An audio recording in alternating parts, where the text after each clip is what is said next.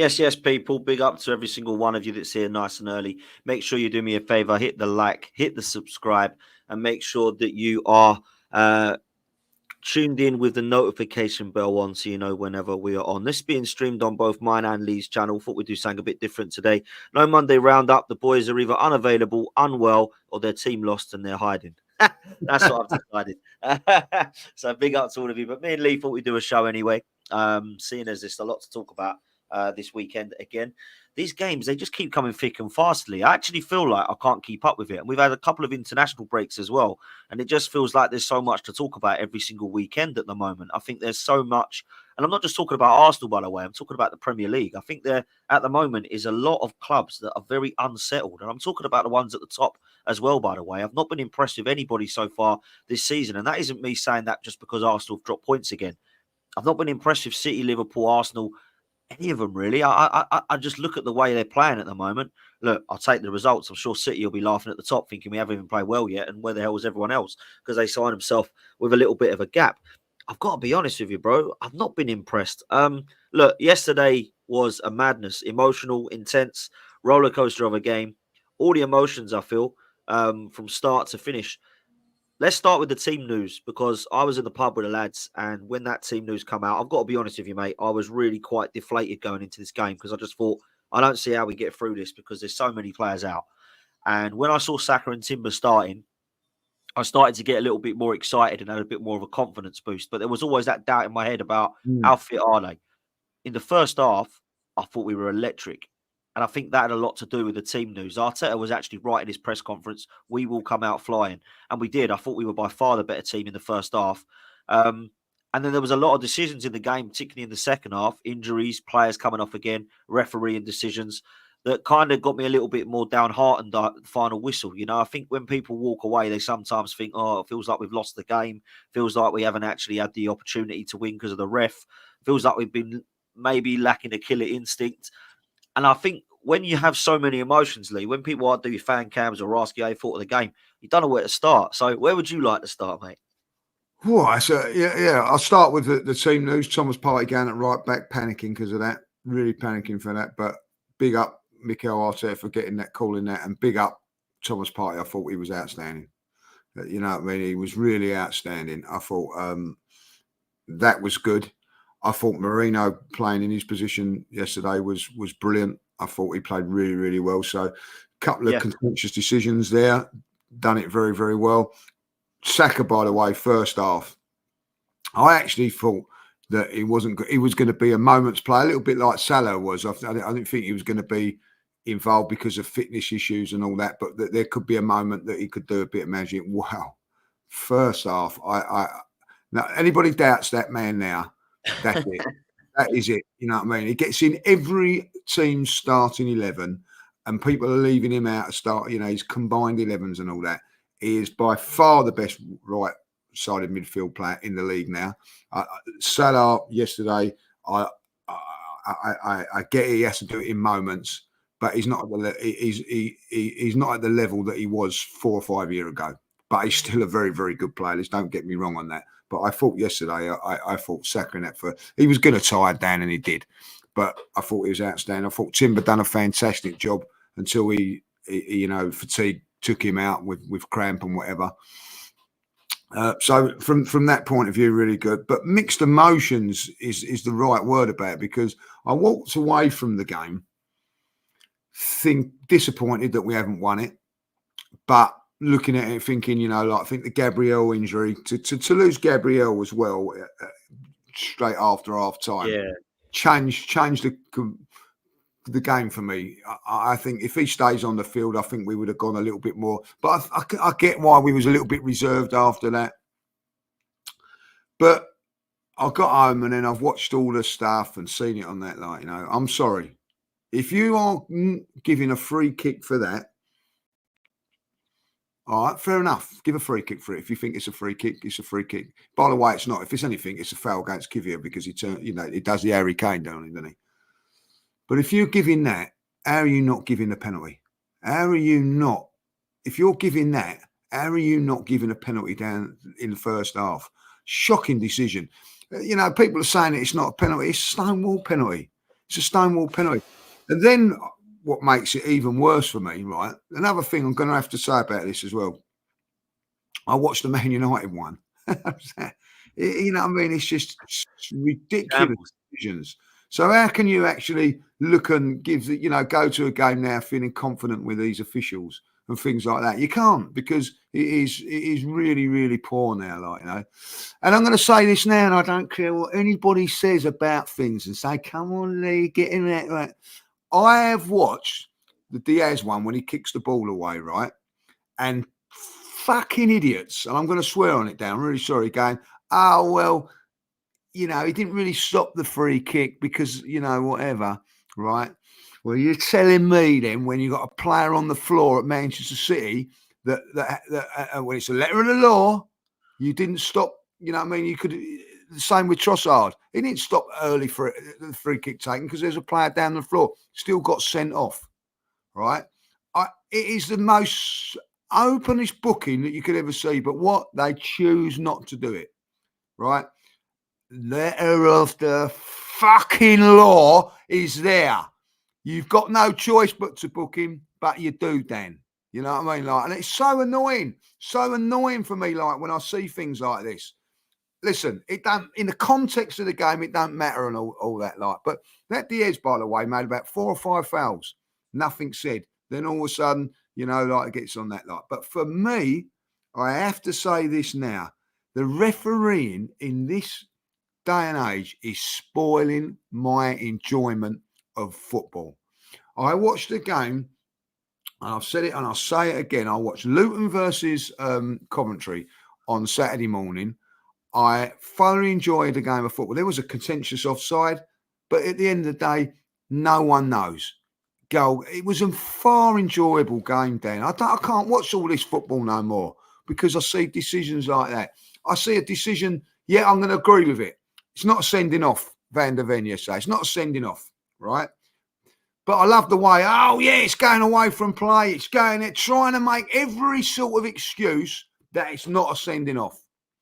I see the Liverpool-Chelsea one, by the way, is a sending off. If you're sending off Saliba, it's a sending off, right? It was a little bit further out to the right, this and that. With the Arsenal one, no, it's letter of law, that's him off.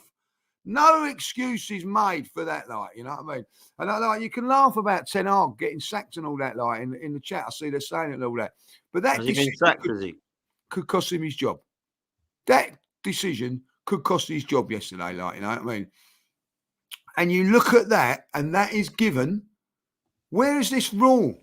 You've got to let the referees rule, when it happens and all that, and VAR getting involved and all that, you know what I mean? Listen, we all love to see Man United lose. This, don't get me wrong and all that. I'm not having it. But you have to put yourself, if that was us, Dan, if that was us in the last minute against West Ham, how would you feel about that?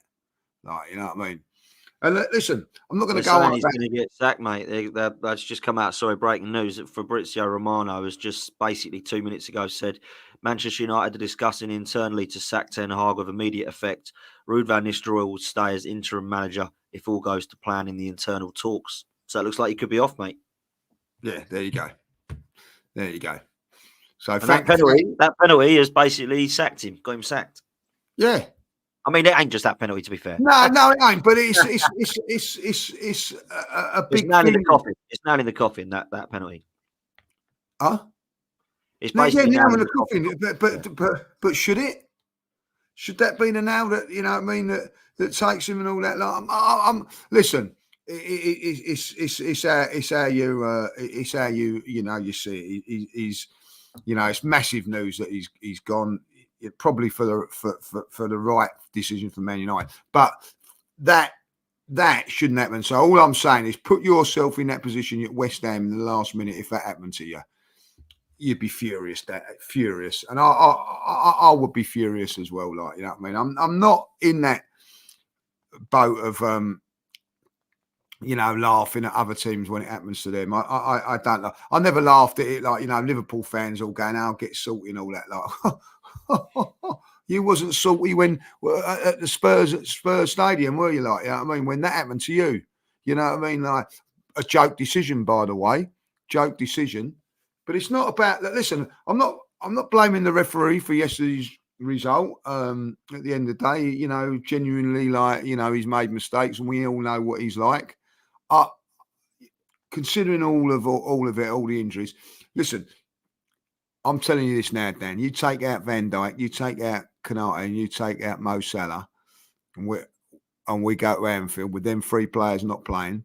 When with our team, we beat them every single time. So at the end of the day, to have those players out, and then to have Gabriel out as well, go out. You know, listen, we've gone. It isn't a disaster like not winning yesterday. Like, you know, I mean, disappointed because, you know, what's the biggest disappointment for me? Dan, I don't know how you feel about being 1-0 up and 2-1 up and not seeing it out. That's been that would be the disappointment from it. Like, you know, so look, I've got to say on that. Look, let me come to the instance in a minute, but let me just talk about Arteta's and the team's performance. I was really, really proud of the boys. I thought they were excellent. Yeah, from that point of view. In the first half, they were superb. The second half, I think the injuries ended up killing us, and we just had nobody left to bring on. Kivior, when you're lining up with Partey at right back, Lewis Skelly at left back, Kivior and Ben White in the middle, Liverpool must have been licking their lips. They must be frustrated themselves. They didn't actually cause us more problems, in my opinion. Because if they were a top blitz inside, then them 4 would have been absolutely on their asses, and they weren't, right? So fair play to them. But I'm not putting it down to Arsenal's poor quality. What I will say, though, when we went 1-0, when we went 2-1, every time it weren't going for the kill again. When you smell blood, Arsenal got to kill these teams off. It was 1-0, sit back. Oh, it's 1-1. 2-1, sit back. Oh, it's 2-2. And I just feel like we can't be hypocrites and go, oh, England and Southgate, because that was what we were doing, by the way. We can't then go, well, it's Arsenal, so it's all right. And Mikel Arteta, I think yesterday, I just wanted to see a little bit more oomph from him. We come out flying. We were by far the best team in the first half. A lot of rival fans text me going, Arsenal are cooking Liverpool. How's it 2-2? They'll be disappointed. Arteta's got to get this attacking right. And again, Arteta's being told he's too pragmatic, he's too defensive. He sits there and he's not good enough when it comes to the kill. And he's kind of proving rival fans right there. And I need to see this a little bit more. Now, last season, we did see that. If you remember last season, Lee, we were playing like this. Remember, we were all a bit like, 1-0, 2-1, oh, we drew again. Oh, we're not quite getting across the line here. Go to Dubai. Bang, bang, bang, bang, bang. 6-0, 5-0, 4-0, 6-0, 4-0, 5-0. That's what I can see happening at some point. We're going to need our players back for that, in my opinion. I will say that.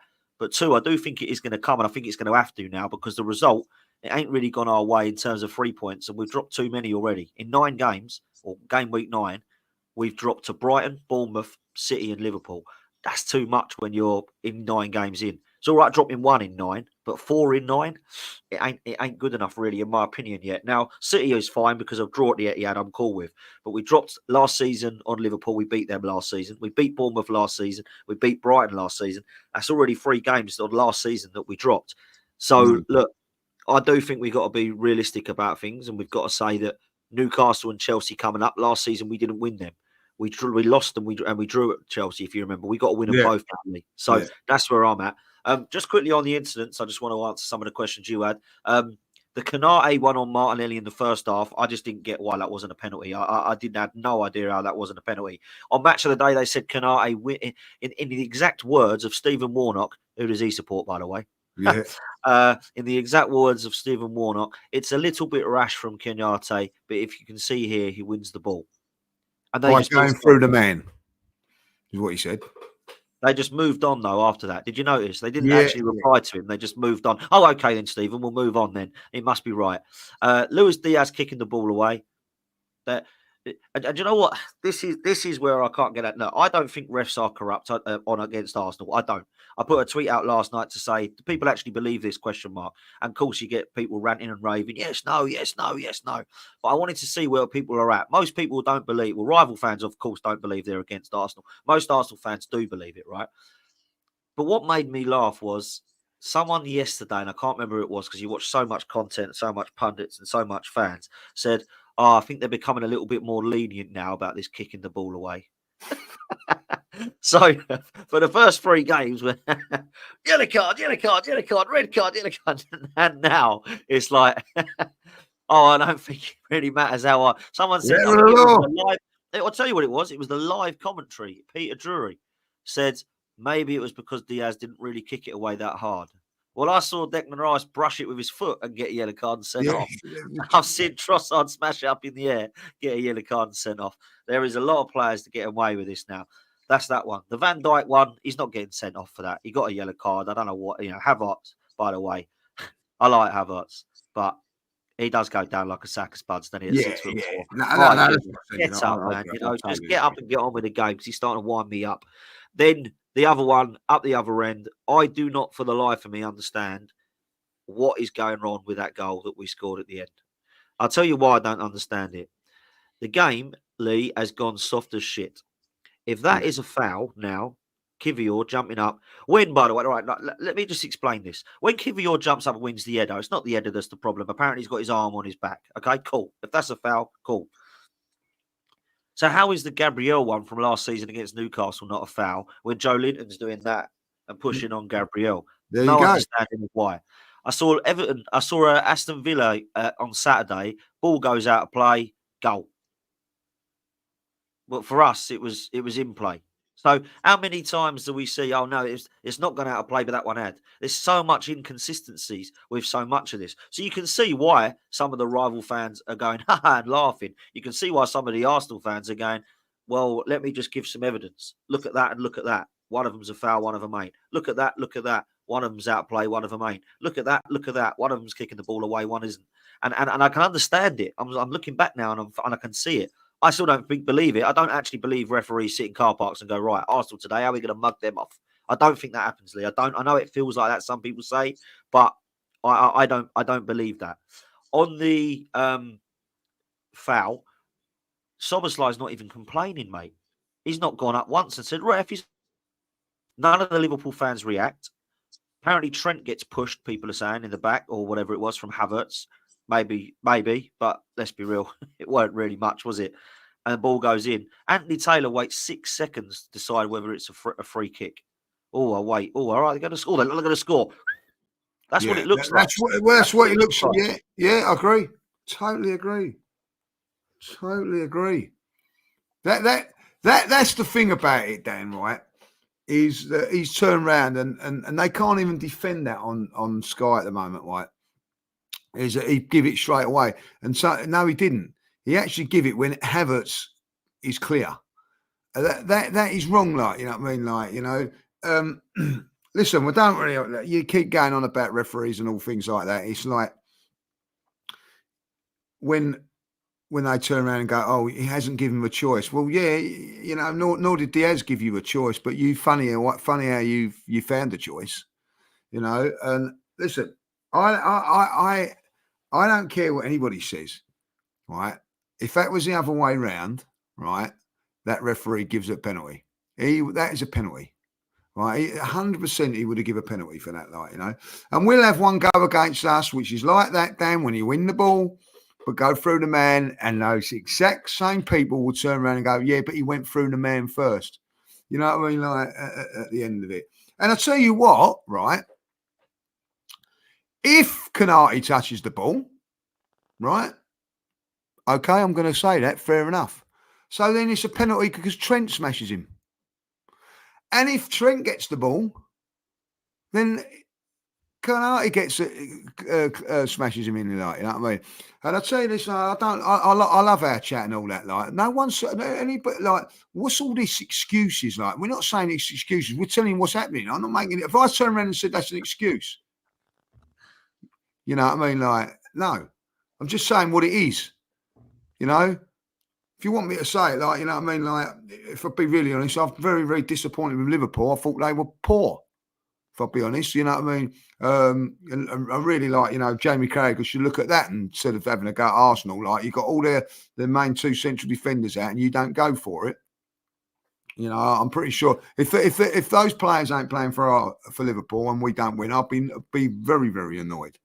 But listen, I'm not making excuses. It's just it happens time and time again with Arsenal, and that's what we're saying here. Like, it's a header that 9 times out of 10 you get a foul against you because you're turning your back on all that. Like, he wins the header, right? It's not a foul, and we all know it's not. But my argument is, how can you see that and not see the other one? And that's my problem with it, like, you know. And listen, I'm with you on this. I'm gonna get. Don't want to criticise Mikel too much, but I think now he hasn't found a solution, Dan, for the Odegaard injury, not being out. Hasn't found it. Like yesterday. Do you think, just quickly on that, Lee, because I've been saying this for a while, I think the results, look, a close friend of ours that sadly no longer with us used to say it, winning cures all, right? It does. Yeah. When you win, you don't miss Odegaard. Oh, we're getting Barca without Odegaard here. We did miss Odegaard because we miss his creativity, we miss his vision, we miss his weight of pass, we miss his press, we miss his leadership qualities right on the pitch. I think now, Trossard in that, I thought glimpses yesterday good, glimpses invisible. It is not the same without having Odegaard. And I think when you got Odegaard and Saliba in that team yesterday, I'm going to say it, we win the game. Yeah, we do. We do win the game, but like, we win most games with them two in there. Like, you know, but let's be really honest with it. Ben White done a good job yesterday. Yeah, he did. So you can turn around and say, did you miss Saliba? Yeah, because you're going to miss Saliba. He's a great player. But Ben White done a sufficient job. Yesterday, what I see is Havertz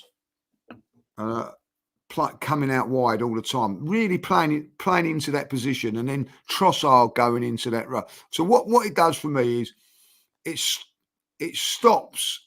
There was 2 occasions when I see it, like the ball's going in there, there's a chance for them to cross, and Trossard's going in there against them 2 players, and it didn't work.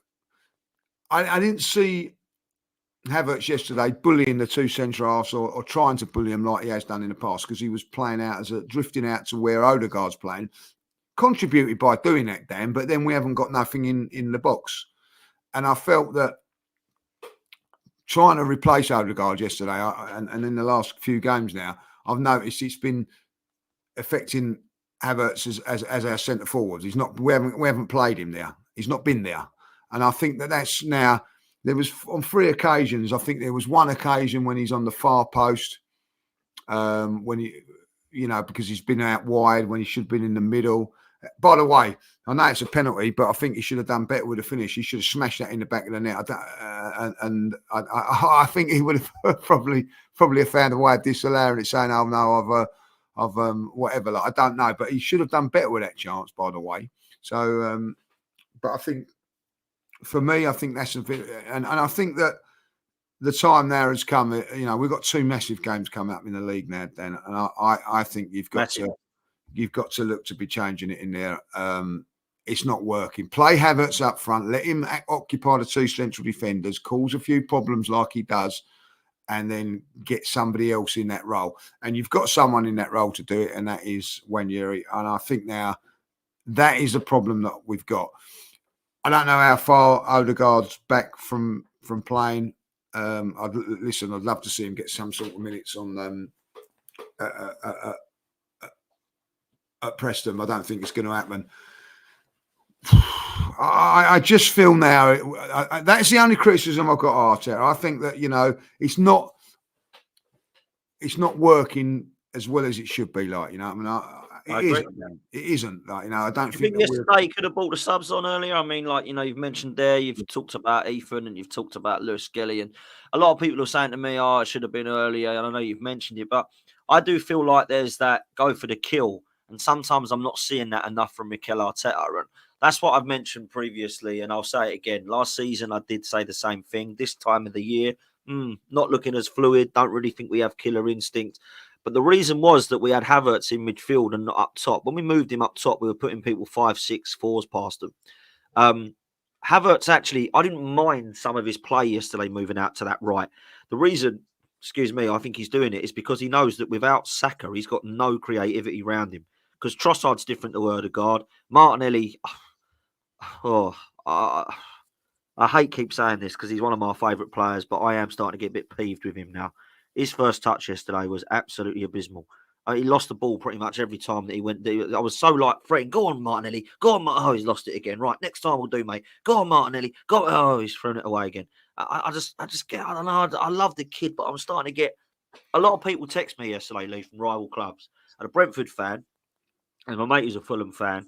My mate is a United fan. My mate is a City fan. and said, when are you going to wake up and realise this kid's not going to win you a title? And I thought that was really key. I thought, why are they saying that? Because they don't care. They don't want us to win a title. And I thought, maybe they're right. Have we outgrown Martinelli? I don't want to give up on the kid, but I'm starting to. Am I getting too protective? Am I starting to be a dad to him? Do you know what I mean? Listen, I think that at times you have to, we all love him, you know what I mean, and his work rate and industry. I felt yesterday, if I'll be really honest, I felt he bottled it a couple of times against Canati. Same. If I'm being brutal, I think there was a couple of times he pulled out on, and I felt that he got intimidated by that run across from him for the goal. How can I say it without? He had one eye on him instead of having two eyes on the ball, sort of thing. Like, Yeah. let me tell you, I thought Canati was unreal. By the way, yeah, he was unreal yesterday. Yeah. He was unreal, and I felt the ball wasn't the greatest from Lewis Skelly. It wasn't the greatest. It was just slightly under it. I wasn't saying it was a bad ball. It's slightly had, so he had to. But that then means you might get in contact with Canati. I don't know. Only Martinelli can be honest and say that what it was. But it looked for me like he just pulled out of a couple of things yesterday. Like when it was up against Trent. I'm going to be. He fancies himself against him. He knows he can. Every time he got, it was very, very positive. And then when he went past him, there was like a little bit of a nervousness because Canati kept coming over. In my opinion, but I'm not blaming him for it. Like, by the way we conceded that goal. Yeah, I know people turn around and go, well, he's a little bit reserved and all that, but that was the only time we really went for it down that flank and got caught out. Miles Skelly, Lewis Skelly. I don't know why he come on really. If you're going to be, because he was more of a done fantastically well on the field, on the ball, but we needed to see out the game. I don't know if that was the right thing, but I know who else we bring on, though, Lee. You could have brought on Zinchenko. Probably the same thing if you'd be really honest. Probably not 100% fit, but and then you just think like, Kivia, just stand your ground. Just stand your ground. Just stand your. What are you doing? What are you doing? And then he's not it, is he? Let's just have it right. He done okay, didn't he? Up until that point, but that's when that was the defining moment of the game. Stand your ground, win the ball. Over and if he does that, no one's going to turn around and say, "Oh, he was magnificent" or whatever. It was just a standard thing to do. Just got caught out, and I mean, I don't want to blame the defence too much because we are absolutely crucified in that department. Like, people might look at this as excuses because we do have to cover and have adequate cover in every position. But I would argue we're most stacked in that department. But they're all injured, mate. Or they ain't good enough. Let's just have it right. They're either injured or not good enough. Because Kivior ain't good enough, Zinchenko ain't good enough. I mean, Christ, he's going to be on the first train, but off, innit? I mean, if you're behind Tomiyasu, Kivior, Timber, and Lewis Skelly, you might as well go, mightn't you? Do you know what I mean? Him and Tierney, they might as well be off skis. It'll be really interesting now where he plays on Wednesday. Very interesting. Well, Zinchenko's got to play on Wednesday, ain't he? I mean, otherwise, what's the point? He might as well just sell him. Well, I think he has, and I think he'll play midfield. I think, because if you're not playing him there at left back in that game, okay, I understand it with Timber, but when he comes off, you've got to be thinking, right, I'm the next man in line. I'm sorry, you know what I mean? It's like if I was playing midfield and they put on a left back in midfield and I'm there, I'm gonna be having words with the manager. I'm gonna say, what's going on here? Like, you know what I mean? I'm off because if you're doing that. So I don't really know what we take from that, but I think now, it'd be really interesting to see where Kivior plays. Because Zinchenko plays. Kivior a player, I think, central defence alongside. So it will be Lewis Skelly on the left. Kivior. I think they're going to have to play. Do you think he'll play? I think he'll have to play Raya because Neto's cup tied. he'll have to play. I think the back line will be. I think the back line's going to have to be Nichols at right back, Saliba, because he ain't played. He'll have to play Kivior and Zinchenko. And then I think the midfield will be Jorginho, Wanyeri, and Lewis Skelly. And then a front three of Sterling, Jesus, and maybe Martinelli.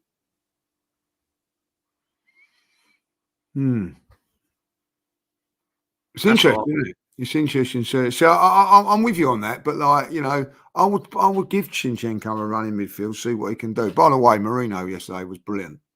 Yeah, do you know what? It was mad, actually, because I had 15, 20 minutes again thinking, turning to my dad and the people around me, what is he then? Well, I don't quite get what he is. Is he a holding midfielder, an attacking midfielder, a number 8? Boom, scored. I thought, oh, and do you know what? That goal lifted him because he actually missed a sitter before that. He missed the tree. Actually, Gary Neville said he's cleared the ball for Liverpool. He should have scored that. That should have been 2 goals he scored from the exact same, pretty much replica, right?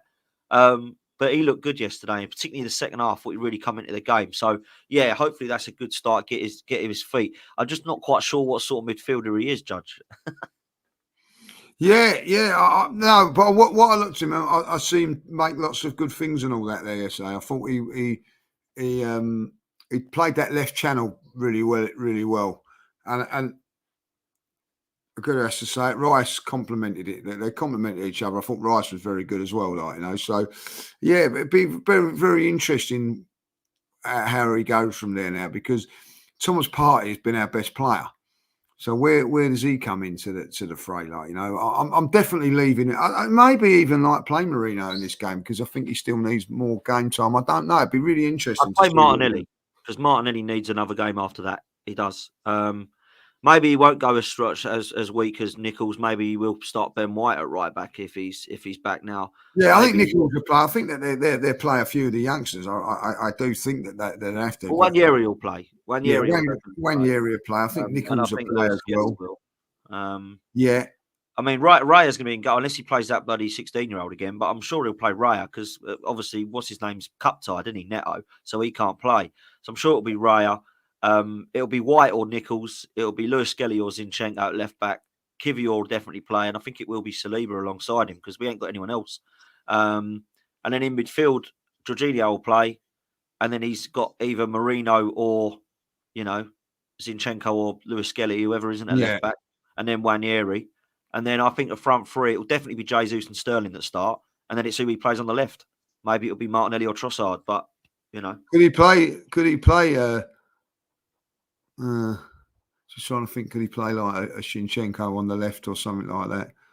I think Zinchenko will be left back or left 8.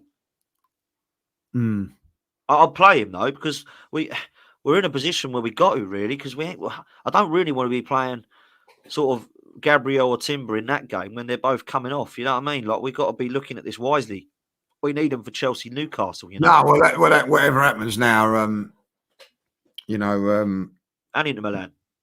Yeah, we've got Inter Milan as well. Like, so whatever. I don't want to see none of, you know, like, I don't know really what was the matter with Gabriel yesterday. Was it a kick? I don't really know what happened there. It didn't look like it was great for the next game, if I'm honest. I think it looked like he said he couldn't run. He tried to run and he went down. It's going to be like a hamstring strain or something like that, I think. He was having his knee strapped though. He's having like I don't know. Again, I don't know. I'm really weird thing because he went down a tunnel, didn't he? Straight away. As soon as he got injured, he went down a tunnel, and then about 15 minutes later was back on the bench with a big ice pack on his knee. So I don't know. You know what I mean? Like, did he get a kick on the knee? I don't. You know what I mean? You know, and if you've got a twist on your knee, why are you trying to run it off? I don't really understand all that. Like, you know what I mean? So I don't really know what happened there. Like, you know, and so. Timber and Gabriel, they definitely couldn't continue because both of them went down. Timber, you could see, like, he looked fatigued. So he might be all right for Chelsea, for Newcastle, but he won't play against Preston. Well, I hope he's all right against Newcastle, because I've got to say, Lee, I thought he was absolutely brilliant. I thought him and Partey just locked up Diaz and Salah. And it weren't until, if I'm honest, Partey, to be fair, first 10 minutes, I thought Diaz had the better of him, but he was fouling him. After that, full Partey was brilliant. Timber was so good against Salah. And you got, I mean, they actually did it on Match of the Day. they were trying to big up Salah, basically saying how great he was, when I didn't think he was great. But Yeah, what I they, know. It was did you see embarrassing. that? It was It was embarrassing. embarrassing. It was Yeah. embarrassing. He got But scored for most of the game. Listen, he's still a good player at moments, but yeah, they rather like say he's two things that he done instead of I the. couldn't believe that, because Yeah. what that did for me was highlight how good Timber was and how bad we were when he come off. That's basically what it said was, Salah, look, he's trying here, but he's not getting anywhere. He's trying here, but not he's getting anywhere. Why do you think that is? Because Timber was good. Then, Timber, look, he's got a fatigue cramp here. He's had to come off. And now look how good Salah is. Well, no, hang on. It Yeah. ain't that, is it? It's clearly It Timber was a locked him up. very strange thing that, like, you know what I mean. So I agree with you on that, like, you know, it was weird, like, you know. But the injuries are like part and parcel of football. You have to listen. Yeah. We have to get that. You know what I mean? I think like Calafiori was a big miss yesterday, because even if he didn't play in that game, he would have come on as a left centre back instead of Kivior and would have done a better job. You know what I mean? He's a better player. And Tommy Asu as well. Listen, Tommy Asu has let down this football club because of his injury, and that's not his fault. But he's the perfect player to come in either at right back, left back, centre half. He is an asset to us, but he's never bloody fit, Dan. Come on, you know what I mean? What's actually annoying, right, is when that happens yesterday and Gabriel and Timber go down, you think, right, I'd say to you, right, judges, who do you fancy? Tierney, Tommy Asu, or Calafiori? You go, do you know what? Any of them, that's all right. All three of them are injured. You know what I mean? And I know people have forgotten about Tierney and he's not part of this club, and I get that. But he's another one that could actually do a job right now, but he's injured as well. Do you know what I mean? You know, when, like, it's mad, isn't it? He's been out. Is he injured or what? Is he still injured? He's been out since the Euros. He got a really bad injury at Scotland. Got bad injury that. Then I see him training. There was a bit of him training and all that. Like, and he hasn't had a look in since, like, you know what I mean? So I don't think the manager wants him. That's what it is. He was there yesterday, wasn't he? He was sitting next to Saliba, wasn't he? Like, you know what I mean? So, but like, you know, if you're paying his wages down and everything like that, surely, like, you'd use him in a game like that if he's fit. You know, and how long's it? He got an hamstring injury in the Euros. That was in June. Is that right? June, yeah. So July, August, September, October. 4 months. Yeah, you can't have a hamstring strain for 4 months. He must have ripped it to shreds. No, I don't know what's happening here. Like, something's going on there. And Tommy Asu, by the way, does anyone know what's wrong with him? Well, like, knee injury again, like, you know what I mean? He's going to be out for a few weeks, isn't he? Like, you know, so it's interesting. A few people on the chat said that, you know, Nunes banged into Gabriel. That's what done it, like, you know. So, well, banged into his knee. I don't know about the actual extent of Gabriel and Timber. Hopefully, they just got knocks and they'll be all right for Newcastle. That's what I'm hoping. Both of them, we need them. Look, Newcastle. We might as well talk about it as well as Preston. I know we've got Preston first. I will say this: 4 away games, Lee. We got to win all 4. Sorry, we have. We got to win the cup game. Yeah, we got to win the cup game. Go through. We got to beat Inter Milan because we ain't guaranteed to get in this top 8. We got to beat Chelsea and Newcastle if we want to be in the title. That's 4 wins, mate. I'm sorry, that's the way I see it, man. I agree with you, but I'm not this Champions League thing. I'm thinking, like, let's look at it. Let's assess it. Is it the end of the world if we don't get in the top 8? Let's get all our players back and go for it, like, back with the knockout stage and whatever. Like, it's only another 2 games, you know. So what, you throw the game in, or you I'm draw not saying throw it? I'm not saying throw it, but I think for the context of this season, we have to beat Chelsea and we have to beat Newcastle, and they're not easy games. Then they're not easy. The Inter Milan one in between that now, I don't care. If we lose that game, we're still going to be qualifying into the Champions League. We might not get into the top 8, but when we go into the qualifying zone, we might have all our players back. It's no good having all our players back in 3 weeks' time, Dan. Right? I'll be honest. Like, after the international break, we're all back, and we're 5 points off of them now, 11 points off of Man City. No good, no point. What's the point of having them all back and we're 11 points off of Man City? The title's gone. So for me, these games are focused on the two games that matter. Like, listen, I don't think that Arteta will. I think that he'll look to go for it and everything that. And I get it. People will turn around and say you've got to try and win every game, and I get that. But for me, I'm focusing on just two. We have to beat Newcastle and we have to beat Chelsea. Do I think that we will? No, I don't. No, I don't either. And that's really defeated attitude. But last season we got 1 point from these two games. Yeah. So and we've Turkey said a thing on this morning. We're 5 points down on what over the teams playing.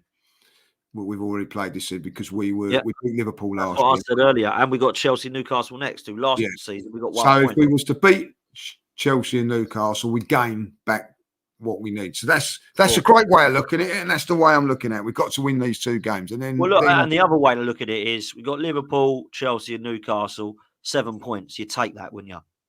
Yeah. So that's the way to look at it. We've got to be positive and try and remain positive.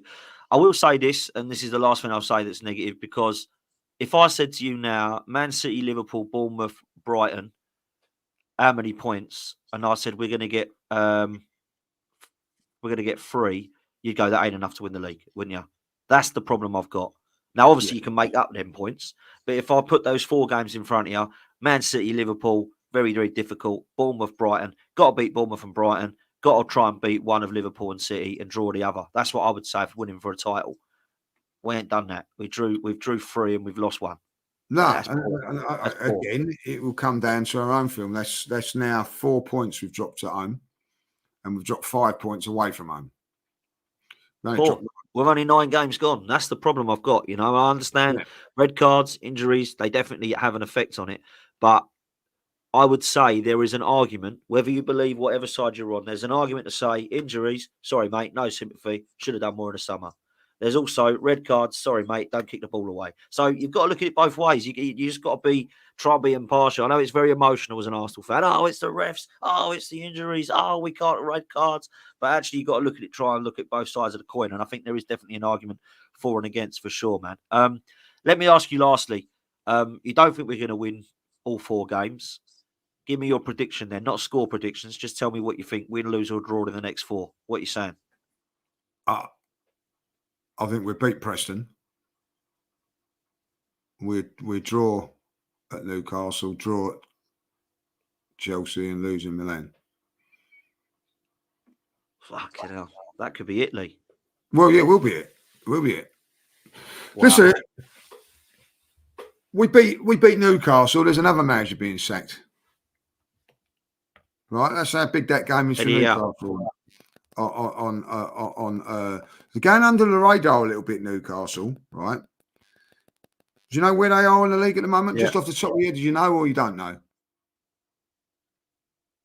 I don't know. 11th? Yeah, not far off. The 12th. 10th? The 12th. Right? If we was to beat them, not 1 game a week. They're only 1 point in front of Man United. And Man United just sacked their manager. So if they were to lose that game, right, the chances are they'd drop another couple of places, 14. I don't think that would be acceptable for the board and everything like that. So I think it's a massive game for Arsenal, but it's also a massive game for Newcastle. Going on to that, if we do get some result against that, I'll just bear with me on this because I want to put this up here, I'm just trying to see. We then take on Chelsea. All right. Yeah, we're 1 point in front of Chelsea at this moment in time, and now. Well, if they beat us, Chelsea got Man United next week. So, if who knows what's going to happen at Man United? They actually, if we lose or draw against Newcastle, they're above us, right, by at least 2 points, and beat us. Chelsea are 5 points in front of us. Title's gone, mate. That's So why it can't happen, mate. That's why it can't happen. We've got to win these for the next 4. Like, real talk, we have. Like, the only one I would say that we can afford to drop points at is Inter Milan. That's it. yeah, that's why I'm saying that is it. That's the way. That's what I said. You know, we have got to find a way of beating Newcastle, and we have got to beat. Listen, if we can go to Newcastle next week, it's a 12:30 kickoff and beat them. It don't put pressure on other teams, but it just makes us in a little bit of a better position, you know. Then you can go and beat Chelsea. If you go and beat Chelsea, listen, if we go and win those 2 games, and we're capable of doing that, then I think we're back in the title. Absolutely. Put it another way. I will bite your hand off, tickle your bum, right? If we're 5 points behind Manchester City going into the international break. Yeah, same. Yeah, same. Because Man City are going to win their games. So I think you're absolutely bang on. I'll say this, right? If it's so hard, man, because there's 4 games here that I want to win. I don't mind drawing at the San Siro because it's actually not a bad result. It ain't. My prediction, I asked you your prediction. It's only fair I give mine. I think we win the first 2 and draw the last 2. I think we beat Preston and Newcastle because Newcastle were there for the taking, and we want revenge. Yeah, I think we'll draw. yeah. We'll draw at the San Siro and Stamford Bridge. I think. I don't know what that means. Then, I mean, it means we're in the cup. It means we're still in the Champions League, and it means that we've won 1 and drew 1 in the league. So we're potentially 7 points off City. Is that too much? Maybe. Maybe it is. But you know, after this league international break, they do get a little bit easier, don't they? I'm not saying everyone's easy, but they do get a little bit easier for us because we've gone basically to the whole of the top half away from home, and Yeah, apart yeah. from Liverpool, But I don't think Forest is a give me. No, it ain't. No, they're playing very good, very very well. You know, they put me in the mud. I tipped them to go down this year. I thought they'd struggle. I actually did, but like, you know, they've impressed me. They've impressed me. Very good. So you know, we're gonna have to be really on it. I do think then Martinelli will be back. Sorry, Odegaard will be back, and that will give us a big boost. When do you think he'll be back after international break? After the international break, yeah. Right. I actually was saying the other day, oh, he better not go for Norway's games and all that. Like, but I'm at the thing now of saying, well, go and play for them and get some minutes under your belt. Use them instead of us nursing him through games. You know what I mean? Get some minutes under his belt. I actually hope we get a few injuries against Chelsea. That's what I hope. And nobody can go to the international. Oh, Saka, you got that knock again. Oh, whoops. Sorry, Lee Carsley. Or it's not Lee Carsley now, is it? Well, it kind of is. Yeah, it will be. He's still in now. Yeah, he still is in. Rice as well. Oh, yeah, because he can't go international and play another 180 minutes. Rice, sorry, he was immense yesterday. By the way, in the 6, as I said, he's much better in. He was great yesterday. So look, I've got to say, I don't want to be seeing that at all, man. Look, to close, Lee, I want to talk about this Ten Hag thing because Ruud van Nistelrooy's in. I'll put this out, right? I will say this.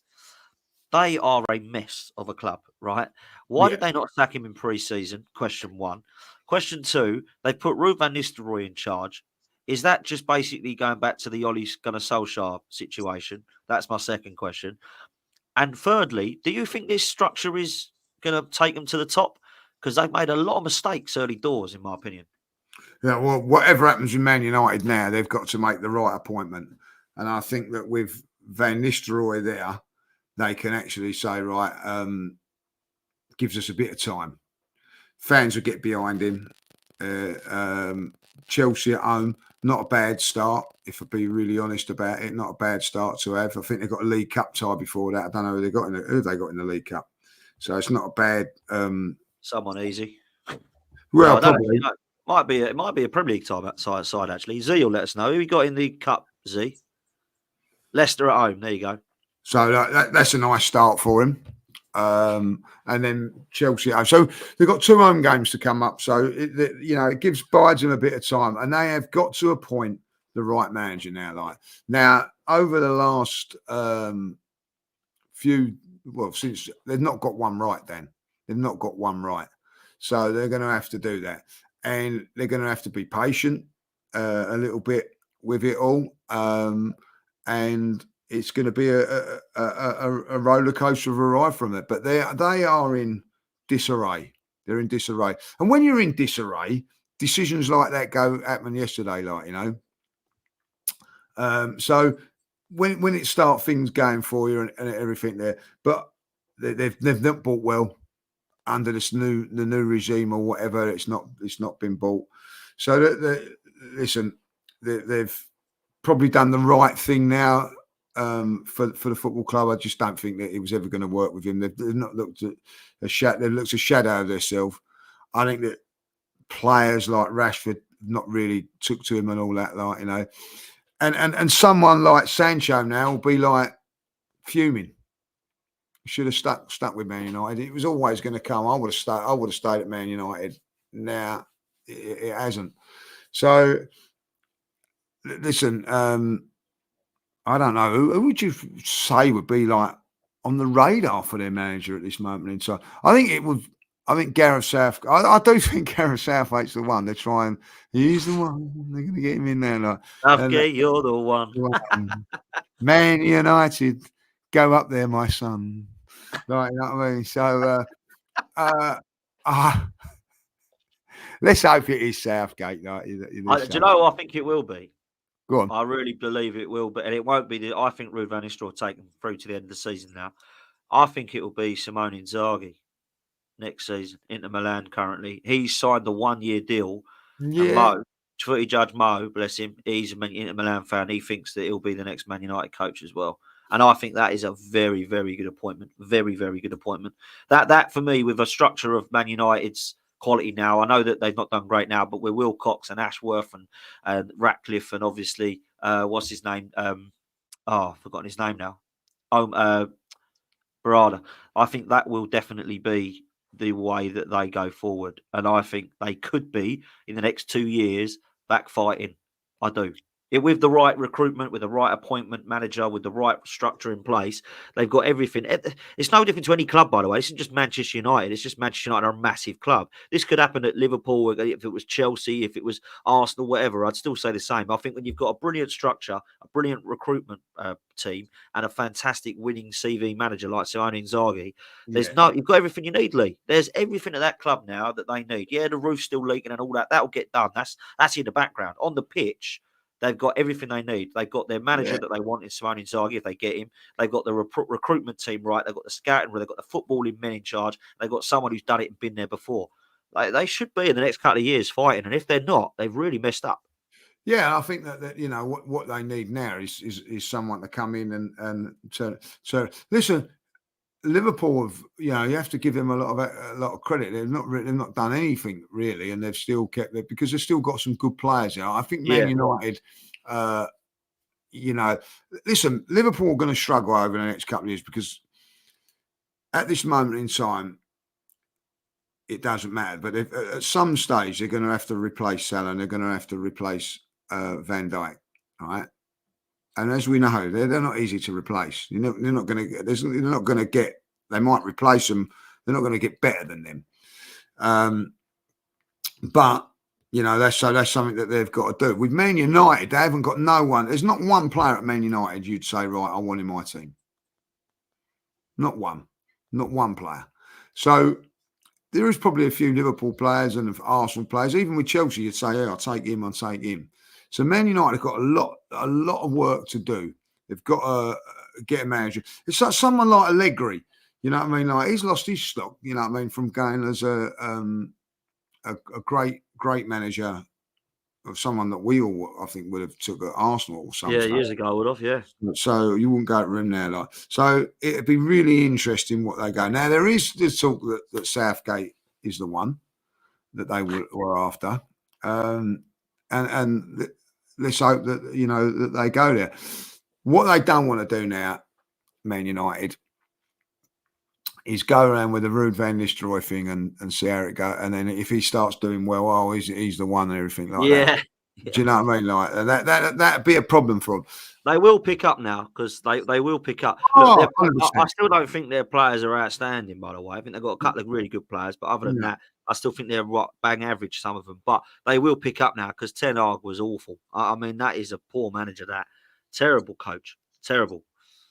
Unbelievable. I think he's really going to struggle to get somewhere else. I know, like, you know, Saeed and all the Man United boys are saying that he's got what he wanted because he wanted to get sacked, and it was coming. Like, you know, it got to the point where there was no return, wasn't there? Like, you know, so that's it now.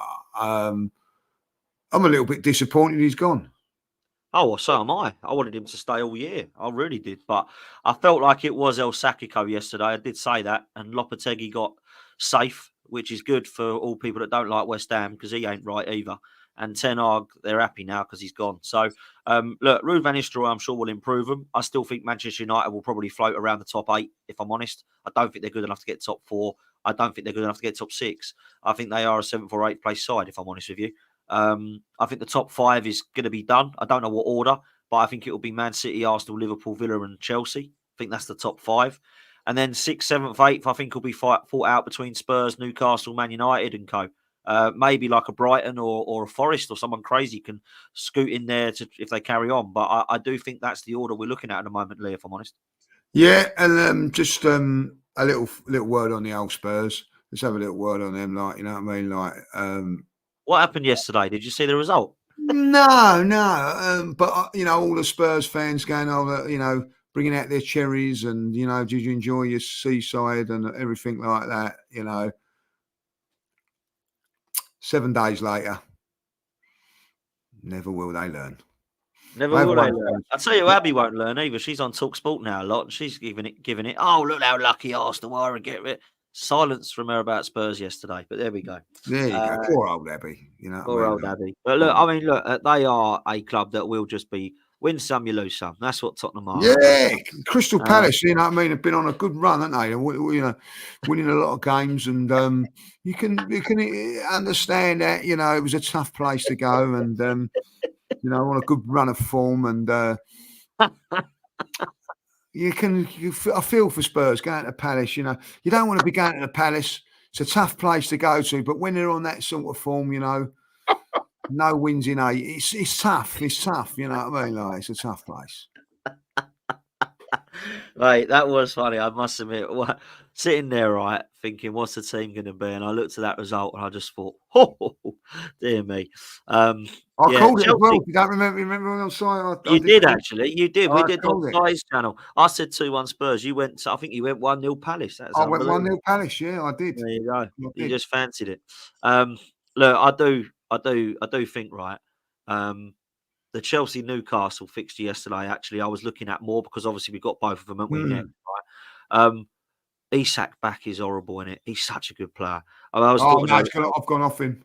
Don't want him at Arsenal. Oh, come on, Dan. When he's just got to play it back to the for an open goal for the player, and he chooses to try and do it himself. Yeah, no, he messed that up, but he's still got on the score sheet. Selfish. Do you really, you know? I was disappointed. If you put it in, if you put it in, and you're selfish, then you want that, don't you? He's obviously got the goal. He's messed it up. He knows he's messed it up. Certain goal for the player coming in. I've actually I would have punched him in the dressing room after. You don't want him anymore. Do you know what? It turned me off him that yesterday. I thought it was so selfish and greedy. Yeah, I really do. What was you want? Do you prefer Gyökeres or Isak? Oh, look, listen, I like it, but like what he done yesterday, it was awful. It was bad. It was bad. I thought it was terrible. You don't do that. It's just a certain goal. He's done well to get a certain goal. He plays it there, and you know it could have got him a point. You know, I actually said I don't. If I was manager, I took him off. I would have took him off. I just thought it was awful, but. You know, goal scorers are selfish. I know that. They are, mate. They are. I don't mind if he's going to put it in. Obviously, I don't mind. That was the wrong decision yesterday, but you could tell he was back. You know, because Newcastle. No, he's a decent player. You know what I mean?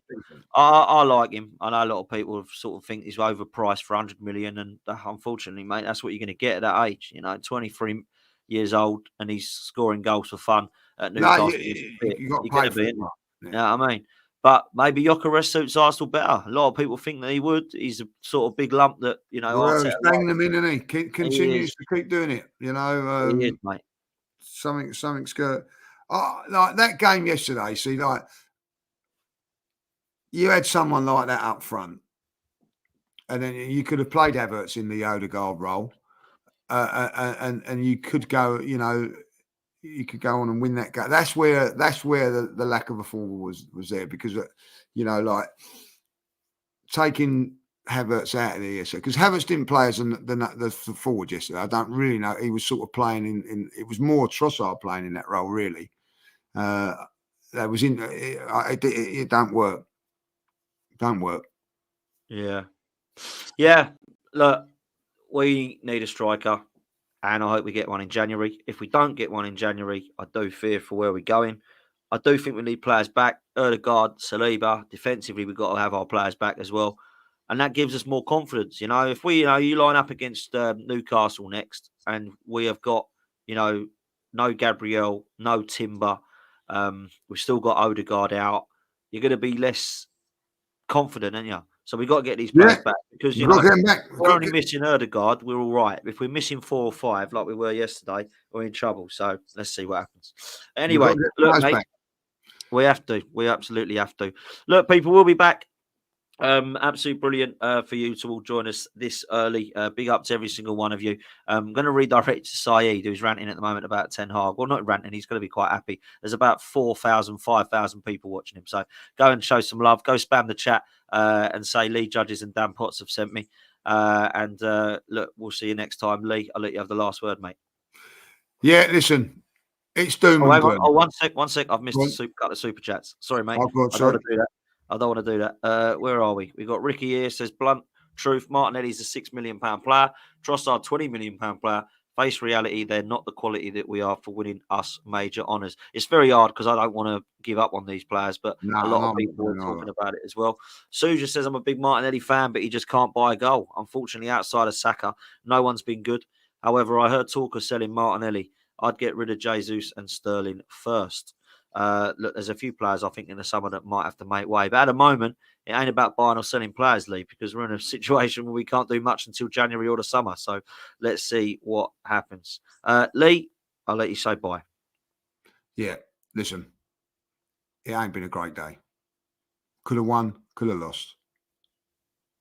But there's always Spurs fans out there. Give them a wave, give them a cheer, ask how they are, because they're always going to be Tottenham Hotspur. Have a good day.